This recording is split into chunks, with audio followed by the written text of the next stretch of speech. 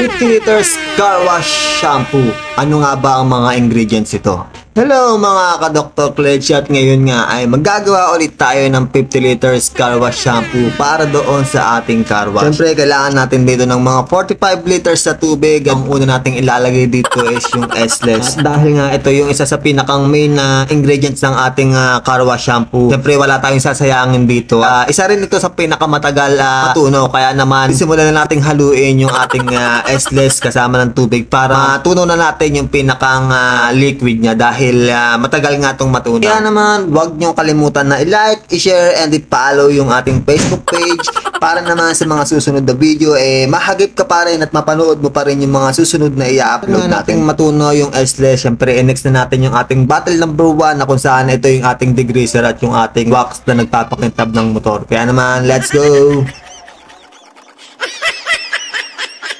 Pagkatapos nga nating ilagay yung ating bottle number 1, next naman natin yung ating super bubble booster na kung saan ito yung isa sa tumutulong para maging foaming yung ating car wash shampoo. Pagkatapos nga nating ilagay, haluin lang natin ng haluin hanggang sa matunaw. At pagkatapos nga nitong matunaw, syempre next naman natin yung foaming booster na kung saan ito na yung isa sa pinaka nagpapa-foaming ng ating car wash. Kaya naman napakahalaga nito at wag nyo kakalimutang hindi ilagay ito dahil kapag hindi nyo nasama tong foaming booster, possible hindi maging foaming yung kalalabasan ng inyong ginawang car wash shampoo.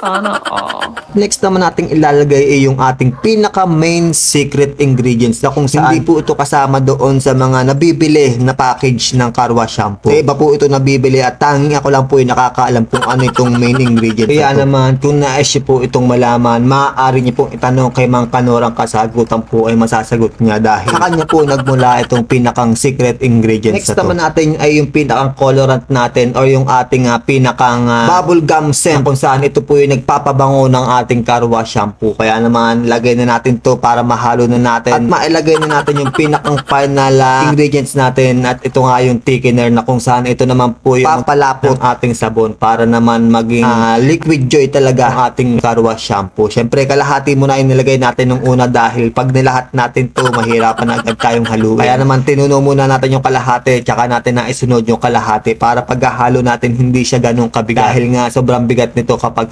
tumatagal. At after na nating mahalo lahat, siyempre, antayin na lang natin na ma-cool down yung ating pinakang car wash shampoo at bukas sa bukas din, i-refill natin to doon sa ating car wash. A few moments later. At ito nga pala yung lahat ng nagamit natin ng mga ingredients. Ayan. So, pinakita ko na po sa inyo kasama yung ating secret ingredient. At ito na nga yung pinaka-final output natin. Kaya naman, maraming salamat sa inyo oras. Dr. Pledge is out.